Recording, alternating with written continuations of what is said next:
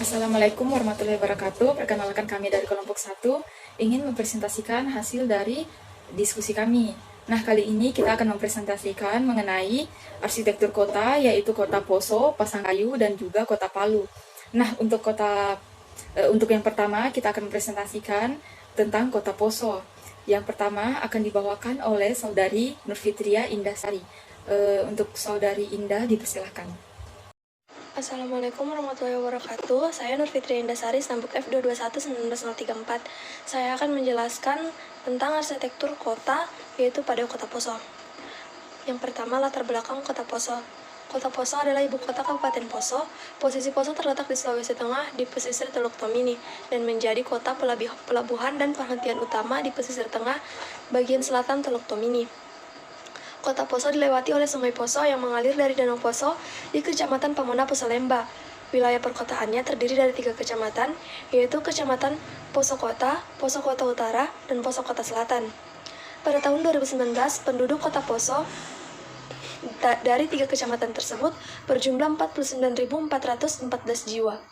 Kota ini mulai berkembang sebagai kota pelabuhan kecil di mulut Sungai Poso pada akhir abad ke-19, menjadikannya salah satu kota penting bagi Belanda untuk mengontrol wilayah selatan Teluk Tomini pada awal kedatangan mereka. Poso adalah pusat pemerintahan dari lanskap Poso, Onderafdeling Poso, dan Afdeling Poso pada zaman kolonial. Pada pertengahan Perang Dunia Kedua, Jepang menjadikan Poso sebagai salah satu tangsi militer mereka. Poso sempat menjadi ibu kota Sulawesi Tengah pada tahun 1948, sebelum dipindahkan ke Palu, dilayani oleh Bandar Udara Kasiguncu. Poso terhubung melalui udara dengan kota-kota lain di Indonesia seperti Palu dan Makassar. Berikut adalah beberapa peraturan bangunan yang ada di Kota Poso berdasarkan Peraturan Daerah Kabupaten Poso Nomor 34 Tahun 2008 tentang bangunan gedung. Yang pertama, koefisien dasar bangunan. Setiap bangunan umum apabila tidak ditentukan lain, ditentukan KDP maksimum yaitu 60%. Yang kedua, koefisien lantai bangunan. KLB ditentukan atas dasar kepentingan pelestarian lingkungan resapan air permukaan tanah dan pencegah terhadap bahaya kebakaran. Kepentingan ekonomi, fungsi peruntukan, fungsi bangunan, keselamatan dan kenyamanan bangunan, keselamatan dan kenyamanan umum, ketinggian bangunan deret maksimum 4 lantai, dan selebihnya harus berjarak dengan parsial tetangga. Yang ketiga, koefisien daerah hijau. Setiap bangunan umum apabila tidak ditentukan lain, ditentukan KDH minimum 30%. Yang keempat, yaitu garis sepadan. Yang pertama, untuk daerah pantai adalah 100 meter dari garis pasang tertinggi pada pantai yang bersangkutan. Yang kedua, untuk lebar jalan atau sungai yang kurang dari 5 meter, letak garis sempadan adalah 2,5 meter dihitung dari tepi jalan atau pagar. Yang ketiga, letak garis sempadan pondasi bangunan terluar pada bagian samping yang berbatasan dengan tetangga adalah minimal 2 meter dari batas kafling atau atas dasar kesepakatan dengan tetangga yang saling berbatasan. Kemudian unsur pembentuk arsitektur kota yang pertama land use atau tata guna lahan adalah suatu upaya dalam merencanakan penggunaan lahan dalam suatu kawasan yang meliputi pembagian wilayah untuk mengkhususkan fungsi-fungsi tertentu, misalnya fungsi permukiman, perdagangan, industri, dan lain-lain. Rencana tata guna lahan merupakan kerangka kerja yang menetapkan keputusan-keputusan terkait tentang lokasi, kapasitas, dan jadwal pembuatan jalan, saluran air bersih dan air limbah, gedung sekolah, pusat kesehatan, taman, dan pusat-pusat pelayanan serta fasilitas umum lainnya. Tata guna lahan merupakan salah satu faktor penentu utama dalam pengelolaan lingkungan. Berdasarkan literatur 1, tata guna lahan di Kota Poso belum maksimal. Pengkhususan fungsi-fungsi pada satu kawasan belum teratur. Misalnya, pendidikan masih belum terkhusus pada kawasan tertentu. Kemudian, land use Kota Poso hanya terdapat pada kawasan perkantoran yang berada di wilayah Kelurahan Gebang Rejo, tepatnya di Jalan Pulau Kalimantan. Meskipun pada kawasan tersebut merupakan kawasan perkantoran, masih juga terdapat beberapa fungsi pendidikan atau fungsi lainnya. Kawasan perdagangan juga masih belum terkhusus pada satu wilayah, misalnya Pasar Sentral Poso yang berada di wilayah Kelurahan Lembomawo dan pertokoan di wilayah Gebang Rejo Barat. Kemudian kota untuk sirkulasi dan parkir. Kota Poso memiliki jalan pergerakan utama yang dilalui oleh semua transportasi tanpa dibagi atau dikhususkan pada alat transportasi tertentu. Kemudian, jalur pedestrian terdapat pada keseluruhan bahu jalan, tetapi jalur pedestrian tersebut selalu dialihfungsikan menjadi lapak bagi pedagang kaki lima. Kemudian, di Kota Poso terdapat peralihan moda transportasi berupa terminal bus atau angkot. Di Kota Poso masih terdapat banyak kendaraan yang terparkir pada bahu jalan. Hal ini dikarenakan banyak pedagang kaki lima yang berjualan di jalur pedestrian, sehingga terkadang menyebabkan kemacetan di sejumlah ruas jalan. Kemudian itu ruang terbuka. Kota Poso memiliki ruang terbuka berupa alun-alun Sintu Maroso dan juga ruang terbuka hijau atau RTH. Kemudian ada tata informasi. Layaknya kota-kota pada umumnya, Kota Poso juga memiliki tata informasi berupa rambu lalu lintas, reklam, papan informasi, penanda atau nama bangunan, dan lain-lain. Untuk selanjutnya akan dijelaskan teman saya. Terima kasih.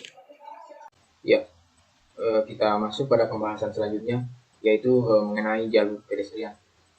Nah, pada dasarnya jalur pedestrian ini dibuat agar masyarakat terhindar dari kecelakaan dan tentunya dapat menikmati berjalan dengan nyaman tanpa harus khawatir dengan kendaraan-kendaraan yang melintas. Nah, seperti kota-kota pada umumnya, Kota Poso ini juga memiliki jalur pedestrian, namun hanya pada lokasi-lokasi tertentu. Pembangunan jalur pedestrian yang kurang merata dan teratur ini merupakan salah satu permasalahan yang ada di Kota Poso. Nah, hal ini dapat dilihat bahwa beberapa titik lokasi di Kota Poso hanya memiliki jalur pedestrian yang bersifat intoleran, dan bahkan ada juga beberapa lokasi yang sama sekali tidak memiliki jalur pedestrian ini. Nah, sehingga hal ini menimbulkan kesan kurang nyaman bagi para pejalan kaki yang melalui tempat tersebut. Nah, selain itu juga saat ini jalur pedestrian yang ada di Kota Poso sering digunakan oleh sebagian oknum atau beberapa orang sebagai tempat berjualan maupun tempat tampal ban dan tempat parkir liar, sehingga para pejalan kaki merasakan kesan yang tidak nyaman di jalur pedestrian ketika mereka melintas di jalur tersebut. Nah, hal ini tentunya meningkatkan risiko terjadinya kecelakaan, baik terserempet kendaraan ataupun para pejalan kaki yang pada akhirnya harus berpindah menggunakan bahu jalan untuk berjalan kaki. Ya, kita masuk pada poin selanjutnya, yaitu pendukung kegiatan. Nah, beberapa sarana pendukung kegiatan yang ada di Kota Poso yaitu sebagai berikut. Yang pertama pada sektor perdagangan atau niaga. Nah, pada sektor perdagangan atau niaga ini, kegiatan diwadahi dengan adanya pasar, sehingga mendukung kegiatan perdagangan yang ada di Kota Poso. Nah, selain itu juga terdapat kawasan pertokoan dan kawasan komersial lainnya yang mendukung kegiatan ini. Selanjutnya pusat perbelanjaan. Nah, selain memiliki pasar sebagai pendukung pada sektor perdagangan, Kota Poso juga memiliki pusat perbelanjaan, yaitu mall yang dinamakan dengan Poso City Mall. Nah, pada sektor pendidikan, kegiatan pendidikan di Kota Poso ini diwadahi dengan adanya pendidikan dari tingkat PAUD atau pendidikan anak usia dini, SD, SMP, SMA sederajat, dan SMK. Selain itu juga di Kota Poso terdapat perguruan tinggi yang saat ini kita kenal dengan Universitas Sintu Maroso atau UNSIMA. Nah, selanjutnya pada sektor transportasi. Pada sektor transportasi tersedia sarana pendukung berupa infrastruktur, jalan dan jembatan. Selain itu juga adanya pelabuhan dan bandara, sehingga akses keluar masuk Kota Poso ini tidak hanya dapat diakses melalui jalur darat, melainkan juga melalui jalur laut dan udara. Selanjutnya pusat pemerintahan dan perkantoran. Nah, seperti kota-kota pada umumnya, Kota Poso ini juga memiliki pusat pemerintahan dan juga perkantoran, baik perkantoran swasta maupun negeri.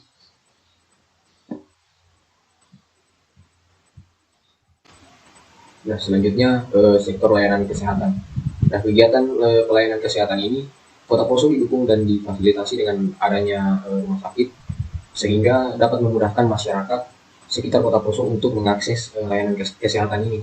Nah, pada sektor komunikasi, Kota Poso difasilitasi dengan adanya jaringan seluler dan akses internet. Nah, selanjutnya pada sektor sarana peribadatan. Nah, sebagai salah satu kota yang memiliki keberagaman umat beragama, Kota Poso ini juga tentunya memiliki sarana peribadatan yang beragam, seperti contohnya gereja, masjid, pura, dan sarana peribadatan lainnya. Selanjutnya kita masuk pada sarana ruang terbuka hijau. Nah, untuk sarana ruang terbuka hijau Kota Poso ini diwadahi dengan adanya Taman Kota Poso, yang merupakan salah satu ruang terbuka hijau buatan yang berada di Kota Poso. Nah, taman ini mendukung beberapa kegiatan lain seperti kegiatan rekreasi dan kegiatan olahraga. Selanjutnya kita masuk pada sektor sarana olahraga. Nah, untuk sarana olahraga itu sendiri, Kota Poso memiliki sarana yang mendukung kegiatan olahraga seperti gedung olahraga dan juga stadion. Kita masuk pada pembahasan poin selanjutnya, yaitu mengenai tata informasi. Ya, seperti yang kita ketahui bersama bahwa suatu kota yang baik adalah kota yang memiliki tata informasi di dalamnya. Nah, layaknya kota-kota pada umumnya, Kota Poso ini juga memiliki tata informasi berupa rambu-rambu lalu lintas yang dapat kita temukan di sepanjang jalan di perkotaan, dan papan reklame yang bisa kita temukan di area-area komersial dan pusat-pusat perdagangan di Kota Poso.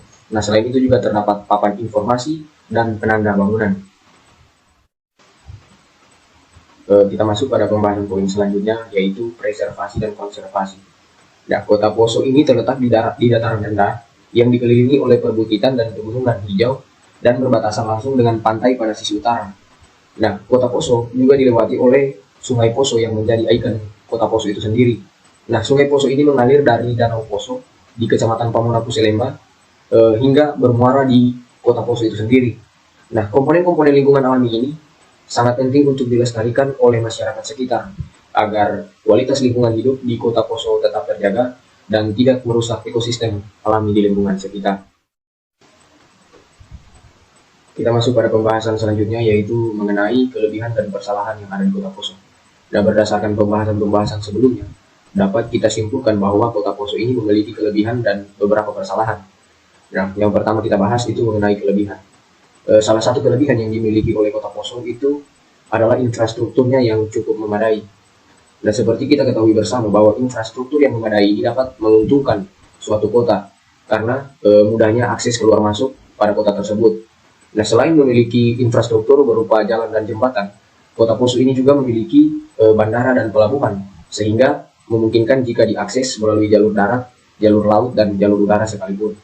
Nah, hal ini tentunya sangat mendukung kegiatan yang ada di dalamnya, terutama dari segi perekonomian, pariwisata, pendidikan, perdagangan, jasa, dan lain-lain.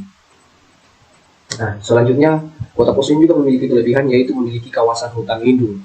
Letak Kota Poso ini yang dikelilingi oleh perbukitan dan pegunungan, yang ditumbuhi pepohonan dan tumbuhan hijau, sehingga memberikan nilai positif bagi Kota Poso.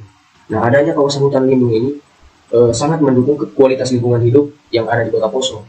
Seperti yang kita ketahui bersama bahwa suatu area hijau itu yang ditumbuhi oleh pepohonan dapat membantu memodifikasi iklim, sehingga juga dapat berpengaruh pada kenyamanan yang ada di kota itu sendiri. Setelah membahas mengenai kelebihan yang ada di Kota Poso, selanjutnya kita akan membahas mengenai kesalahan yang ada di Kota Poso. Nah, berikut adalah beberapa kesalahan atau kekurangan dari Kota Poso jika ditinjau dari aspek standar arsitektur kota yang baik dan nyaman bagi penghuni dan lingkungan sekitarnya. Yang pertama, jalur pedestrian yang kurang baik. Yang kedua, penataan parkir yang kurang teratur. Yang ketiga, tidak memiliki layanan transportasi umum. Yang keempat, masalah pengelolaan sampah. Dan yang kelima adalah utilitas kota yang kurang tertata. Nah, untuk materi arsitektur kota selanjutnya, yaitu Kota Pasangkayu, akan dibacakan oleh Saudara Hairil Anwar. Nah, untuk Saudara Hairil Anwar, dipersilahkan. Baik, Assalamualaikum warahmatullahi wabarakatuh. Terima kasih atas kesempatan yang telah diberikan. Di sini saya akan mempresentasikan bagian saya, yaitu Kota Pasangkayu. Yang dimana Kota Pasangkayu ini merupakan hasil pemekaran dari Kabupaten Mamuju. Kabupaten ini merupakan gabungan dari Kecamatan Pasangkayu bersama dengan Kecamatan Sarudu, Baras, Bambulamoto, yang sebelumnya pernah menjadi bagian dari Kabupaten Mamuju sebelum dimekarkan pada tahun 2001. Nah, setelah kita membahas latar belakang Pasangkayu, kita langsung masuk ke unsur pembentukan. Yang pertama ada land use atau tata guna lahan. Di mana tata guna lahan di Kota Pasangkayu ini belum terencanakan dengan baik. Kenapa? Bisa kita lihat dari segi kawasan perekonomiannya dengan kawasan permukimannya. Ini memiliki ini menempati satu lahan, jadi dua fungsi dalam satu lahan. Maksudnya dua fungsi ini dibangun dalam satu lahan, atau bisa juga disebut mixed use. Nah, ini memiliki keunggulan ataupun kekurangan masing-masing. Adapun keunggulannya yaitu ini dapat memudahkan atau ini dapat mempermudah yang dimana dari kawasan permukiman dapat mengakses dari ke kawasan perekonomian. Apalagi di kondisi COVID sekarang kan. Kemudian adapun kekurangan dari penggunaan lahan mixed use ini yaitu ini akan memberikan wajah kota atau citra kota yang orang memberi kesan bahwa Kota Pasangkayu ini belum terencana dalam soal penataan tata guna lahan.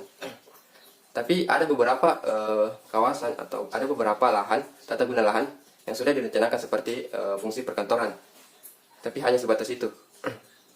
Kemudian kita langsung masuk ke tata bangunan, yang dimana di sini kita mengambil acuan dari Peraturan Daerah Kabupaten Mamuju Utara Nomor 2 Tahun 2010 tentang bangunan dan gedung. Adapun yang pertama yaitu KDB atau koefisien dasar bangunan. Setiap bangunan umum apabila tidak ditentukan lain, ditentukan KDB maksimum 80%. Dan KDH, setiap bangunan umum apabila tidak ditentukan bangunan lain akan memiliki KDH maksimum 30%. Kemudian garis sempadan. Yang pertama untuk daerah pantai adalah 100 meter dari garis pasang tertinggi pada pantai yang bersangkutan. Kemudian untuk lebar jalan atau sungai yang kurang dari 5 meter, letak garis sempadan adalah 2,5 meter dihitung dari tepi jalan atau pagar. Kemudian letak garis sempadan pondasi bangunan terluar pada bangunan samping yang berbatasan dengan tetangga adalah minimal 2 meter. Atau dasar kesepakatan dengan tetangga yang saling berbatasan. Nah, saya kira hanya itu bagian yang dapat saya jelaskan. Lebih dan kurangnya mohon maaf, dan selanjutnya akan dijelaskan oleh teman saya. Terima kasih. Assalamualaikum warahmatullahi wabarakatuh. Saya Muhammad Ali Ihsan, NIM F221919119. Saya akan melanjutkan presentasi dari teman saya, yaitu tata bangunan pada Kota Pasangkayu. Pertama, ada sirkulasi dan parkir. Di Kota Pasangkayu masih terdapat banyak kendaraan yang terparkir pada bahu jalan. Hal ini dikarenakan banyak pedagang kaki lima yang berjualan di jalur pedestrian, sehingga terkadang menyebabkan kemacetan di sejumlah ruas jalan. Yang kedua, ada ruang terbuka. Ruang terbuka pada Kota Pasangkayu lumayan banyak. Selain itu, Kota Pasangkayu juga masih banyak daerah hijau. Yang ketiga, ada jalur pedestrian. Pada dasarnya, jalur pedestrian dibuat agar masyarakat terhindar dari kecelakaan dan tentunya dapat menikmati berjalan dengan nyaman, tanpa harus khawatir dengan kendaraan-kendaraan yang melintas. Kota Pasangkayu juga memiliki terdapat jalur pedestrian di lokasi tertentu. Ini merupakan salah satu permasalahan karena menimbulkan kesan kurang nyaman bagi para pejalan kaki. Selanjutnya ada aktivitas pendukung. Pertama ada sektor perdagangan, yaitu dengan adanya pasar sehingga mendukung kegiatan di Kota Pasangkayu. Yang kedua ada pendidikan. Kegiatan pendidikan diwadahi dengan adanya pendidikan tingkat PAUD, SD, SMP, SMA, dan SMK. Ketiga ada transportasi. Pada sektor transportasi tersedia sarana pendukung berupa infrastruktur jalan, jembatan, dan adanya pelabuhan. Keempat ada layanan kesehatan. Kegiatan layanan kesehatan didukung dan difasilitasi dengan adanya rumah sakit. Kelima ada peribadatan. Keenam, ada sarana pemerintahan dan perkantoran. Ketujuh, ada sarana olahraga. Tata informasi atau signing. Pada Kota Pasangkayu belum terdapat banyak tata informasi, preservasi, dan konservasi. Kota Pasangkayu merupakan daerah dataran rendah yang berbatasan langsung dengan pantai. Kota Pasangkayu dahulunya merupakan rawa-rawa, sehingga masih banyak lokasi yang belum terbangun, dikarenakan sebagian besarnya masih rawa-rawa. Kelebihan. Salah satu kelebihan yang dimiliki Kota Pasangkayu adalah sarana infrastruktur yang cukup memadai, sehingga memudahkan akses keluar masuk kota. Adanya infrastruktur jalan dan jembatan serta pelabuhan, sehingga Kota Poso dapat diakses melalui jalur darat dan laut. Dan Kota Pasangkayu belum dipadati oleh kendaraan, sehingga harus transportasi yang ada di Kota Pasangkayu berjalan lancar. Kekurangan. Yang pertama yaitu jalur pedestrian yang kurang baik. Kekurangan yang kedua, kondisi geografis yang berupa rawa-rawa. Ketiga, peruntukan lahan yang belum terencana. Keempat, belum memiliki penataan parkir. Dan yang terakhir, tidak memiliki layanan transportasi umum. Sekian dari saya, terima kasih. Berikutnya kita masuk di Kota Palu. Latar belakang, Kota Palu adalah sebuah kota dan sekaligus ibu kota dari Provinsi Sulawesi Tengah, Indonesia. Palu merupakan kota yang terletak di Sulawesi Tengah, berbatasan dengan Kabupaten Donggala di sebelah barat dan utara, Kabupaten Sigi di sebelah selatan, dan Kabupaten Parigi Motong di sebelah timur. Kota Palu merupakan kota 5 dimensi yang terdiri atas lembah, lautan, dan sungai, pegunungan, dan teluk. Koordinatnya adalah 0,35 sampai 1,20 lintang utara dan 120 sampai 122,90 bujur timur. Kota Palu dilewati oleh garis khatulistiwa. Pada tahun 2020, penduduk Kota Palu berjumlah 372,113 jiwa dengan kepadatan 942 jiwa per kilometer persegi. Baik, berikutnya unsur pembentukan arsitektur kota. Peningkatan kualitas lingkungan dan permukiman kota. Pengelolaan tata kota yang ramah lingkungan diarahkan untuk meningkatkan presentasi ruang terbuka hijau di dalam kota. Ketersediaan ruang terbuka hijau akan memberikan kenyamanan bagi warga masyarakat, serta menumbuhkan lingkungan yang sehat.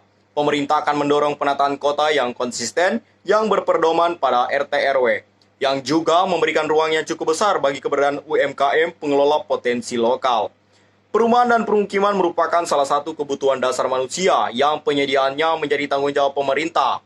Pemenuhan kebutuhan rumah masih diharapkan pada masalah penyediaan hunian yang layak dan terjangkau bagi seluruh lapisan masyarakat Kota Palu. Sementara kebutuhan rumah terus meningkat seiring dengan bertambahnya jumlah penduduk dan keluarga baru. Tata guna lahan di beberapa daerah di Kota Palu sudah terbagi dengan baik, seperti kawasan perkantoran dan juga kawasan perdagangan atau komersial. Terdapat wilayah-wilayah yang telah ditetapkan sebagai kawasan yang kemudian dapat dikembangkan dengan baik ke depannya. Berikutnya, tata bangunan. Tata bangunan adalah produk dari penyelenggaraan bangunan gedung beserta lingkungan sebagai wujud pemanfaatan ruang, meliputi berbagai aspek termasuk pembentukan, citra atau karakter fisik lingkungan, besaran, dan konfigurasi dari elemen-elemen, blok, cabling, atau petak lahan, bangunan, serta ketinggian dan elevasi lantai bangunan yang dapat menciptakan dan mendefinisikan berbagai kualitas ruang kota yang akomodatif terhadap keragaman kegiatan yang ada, terutama yang berlangsung dalam ruang-ruang publik. Berikutnya, sirkulasi dan parkir. Kondisi penataan parkir di Kota Palu belum tertata rapi, serta belum optimalnya cara pengelolaan parkir, seperti banyaknya badan jalan yang berkurang untuk parkir. Minimnya kebutuhan ruang parkir, hal ini dapat berujung pada kemacetan di sejumlah ruas jalan pada jam tertentu. Dan masih adanya tarif retribusi yang tidak sesuai ketentuan, belum maksimalnya manajemen perparkiran yang dimiliki UP Parkir, baik dari segi jumlah pegawai yang kurang untuk patrol pengawasan di lapangan, belum optimalnya koordinasi yang dijalankan untuk penanganan masalah parkir di lapangan, belum terrealisasinya pencapaian target retribusi, belum optimalnya penerapan perda, sehingga diperlukannya pengkajian ulang terhadap keberadaan perda melalui kegiatan survei yang disesuaikan dengan kebutuhan masyarakat. Assalamualaikum warahmatullahi wabarakatuh. Saya Nur Halimah. Selanjutnya saya akan menjelaskan tentang ruang terbuka yang ada di Kota Palu. Di Kota Palu sendiri, pemerintah telah bergerak untuk mengoptimalkan ruang-ruang terbuka atau public space yang dapat dimanfaatkan oleh masyarakat Kota Palu dalam beraktivitas sehari-hari. Di Kota Palu, ketersediaan ruang terbuka dapat ditemukan di beberapa tempat, seperti ruang terbuka hijau atau arboretum tanah runtuh, lapangan batu lemo, taman budaya atau dahulunya disebut Taman Gor, Taman Nasional, Taman Lasoso, dan beberapa taman kota yang mempunyai fungsi bermacam-macam. Lapangan batu lemo termasuk dalam tipe ruang terbuka atau lapangan pusat kota, atau bisa juga disebut Central Square. Pada hari-hari biasa, ruang terbuka dikunjungi masyarakat Kota Palu pada sore hingga malam hari. Aktivitas formal sering terlihat pada pagi hari yang dilakukan oleh instansi karena tempatnya berada di sekitar kawasan perkantoran, sedangkan masyarakat melakukan aktivitas pada sore hari seperti berolahraga dan jalan-jalan.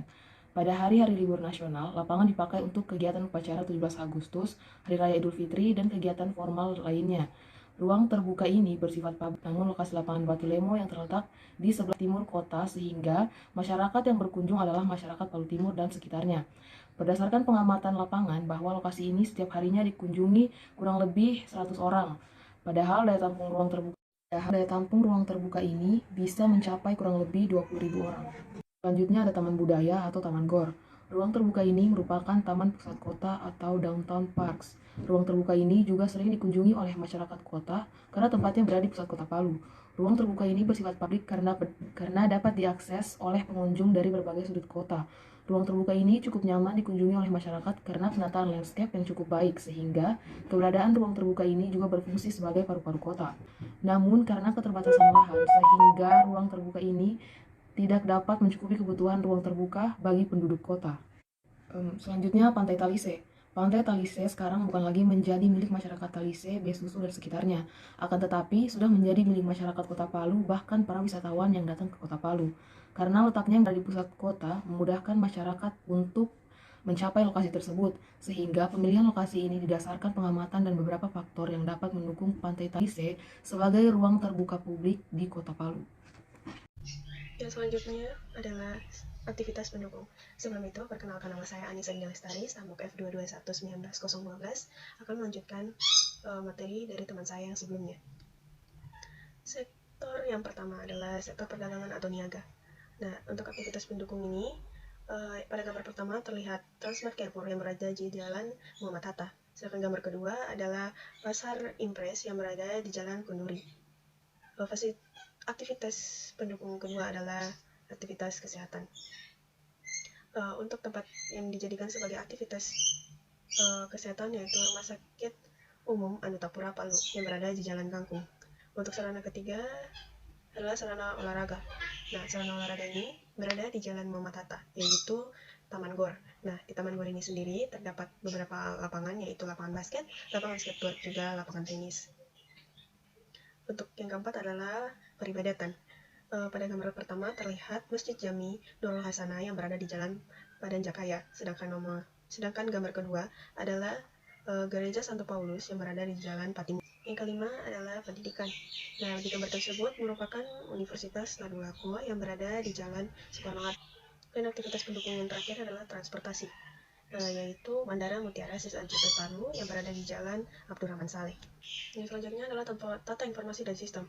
Seperti kota-kota pada umumnya, Kota Palu juga memiliki tata informasi berupa rambu lalu lintas, papan reklame, papan informasi, penanda atau nama bangunan, dan lain-lain. Salah satunya yaitu papan informasi yang berada di Jalan RM Marta Dinata yang merupakan tempat papan informasi arah untuk para pengendara. Yang selanjutnya adalah preservasi dan konservasi. Kota Palu adalah sebuah kota dan sekaligus ibu kota dari Provinsi Sulawesi Tengah, Indonesia. Palu merupakan kota yang terletak di Sulawesi Tengah, berbatasan dengan Kabupaten Donggala di sebelah barat dan utaranya, Kabupaten Sigi di sebelah selatan, dan Kabupaten Parigi Motong di sebelah timur. Kota Palu merupakan kota 5 dimensi yang terdiri atas lembah, lautan, sungai, pegunungan, dan teluk. Pembangunan berbudaya dan beradat dimaksudkan untuk menciptakan kondisi sosial yang mengacu pada nilai-nilai budaya dan adat di daerah yang selama ini mulai ditinggalkan. Pembinaan, penguatan, dan pengembangan peran lembaga agama dan lembaga adat dalam tata kehidupan sosial akan menjadi prioritas utama untuk membangun kembali nilai-nilai yang hidup di masyarakat. Penerapan nilai-nilai berbudaya dan beradat di masyarakat akan dikawal oleh lembaga adat dan perangkat sehingga membentuk Dewan Adat, Dewan Suro, dan pembentukan 5K, kebersihan, keamanan, ketertiban, kenyamanan, keindahan, dan kekeluargaan akan menjadi motor penggerak bagi penerapan nilai-nilai budaya dan adat daerah.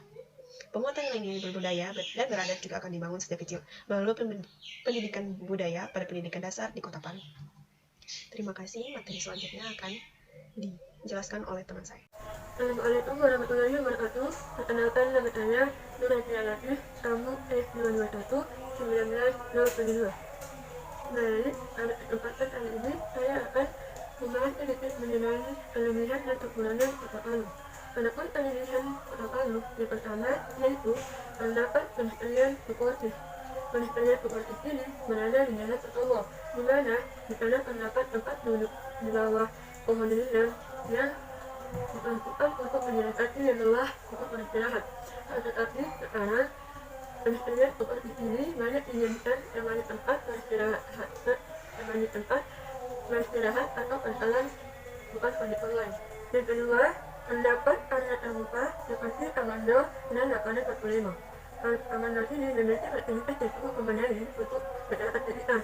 Contohnya seperti taman bermain, lapangan basket, lapangan skateboard, toilet, dan lain-lain. Seperti ini juga untuk bersantai bersama keluarga dan teman-teman.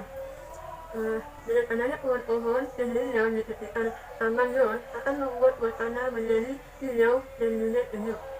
Salah satu daya tarik dari taman Yor ini yaitu adalah adanya patung Insinyur Soekarno yang berada di depan pintu masuk taman Yor. Sedangkan lapangan 45 ini biasanya dijadikan tempat atau area nyaman bagi masyarakat sekitar.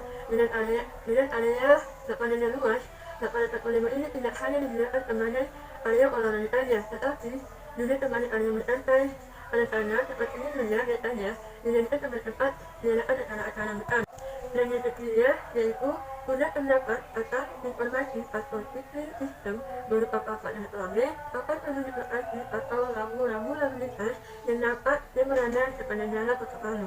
Penjelasan tadi merupakan penjelasan sedikit mengenai kelebihan Kota Palu. Adapun kekurangan yang dimiliki oleh Kota Palu yaitu yang pertama, masih terdapat pedestrian yang tidak digunakan kemana-mana mestinya. Hal ini dapat terlihat dari banyaknya penjual dan berjalan di jalur pedestrian. Hal tersebut menjadi penjalan bagi penjalan kaki untuk melewati jalur pedestrian. Dan sebagaimana kita tahu, jalur pedestrian itu digunakan untuk para penjalan kaki. Dan akhirnya para penjalan kaki itu harus melewati jalan kendaraan yang dapat membahayakan bagi mereka sendiri. Yang kedua, banyak jalur-jalur pedestrian yang sudah rusak. Hal ini dapat terjadi karena kurang adanya rata menjaga masyarakat atau kurangnya perawatan, dan bahkan ada yang sampai sekarang belum diperbaiki, bahkan ada yang menggunakan pedestrian ini sebagai jalur untuk melewati jalan kemacetan. Padahal hal ini menyebabkan dalam pedestrian banyak yang apabila tidak digunakan temannya mestinya. Yang ketiga, masalah lahan parkir yang terbatas membuat masyarakat mematikan kendaraannya di bahu jalan. Salah satu contohnya adalah banyaknya mobil yang parkir di bahu jalan karena membuat jalan ketika swalayan dan hero menjadi macet, seperti di sore hari dan menjelang hari raya. Dengan lahan parkir yang terbatas dan parkirnya yang membludak, ini akan membuat pengunjung lain yang tidak dapat tempat parkir akan mematikan kendaraannya di tempat lain atau di bahu jalan.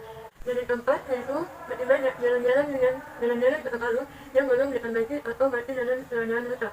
Jalan tersebut akan membahayakan bagi pengguna jalan, terutama pengguna motor. Baik itu tadi sedikit penjelasan dan saya mengenai kelebihan dan kekurangan Kota Palu. Kurang lebihnya mohon dimaafkan. Assalamualaikum warahmatullahi wabarakatuh. Yang terakhir yaitu kesimpulan akan dibacakan oleh saya sendiri, yaitu Diandra Putri Maharani, Stambuk F221-058. Nah, kesimpulannya adalah berdasarkan hasil analisa di atas, 3 kota yaitu Kota Poso, Kota Pasangkayu, dan Kota Palu, masing-masing memiliki karakter dan perbedaan antara satu kota dengan kota lainnya. Berdasarkan analisa yang dilakukan, bisa dikatakan bahwa ketiga kota di atas sudah cukup menerapkan prinsip-prinsip perancangan kota yang dikemukakan ahli perancangan kota Hamid Sirfani. Meskipun terdapat kekurangan pada masing-masing kota, hal tersebut dapat dilihat dari sistem parkir pada masing-masing kota yang masih menggunakan bahu jalan atau jalur pedestrian sebagai lahan parkir. Sekian presentasi dari kelompok kami. Lebih dan kurangnya mohon dimaafkan. Wabillahi taufiq wa hidayah. Wassalamualaikum warahmatullahi wabarakatuh.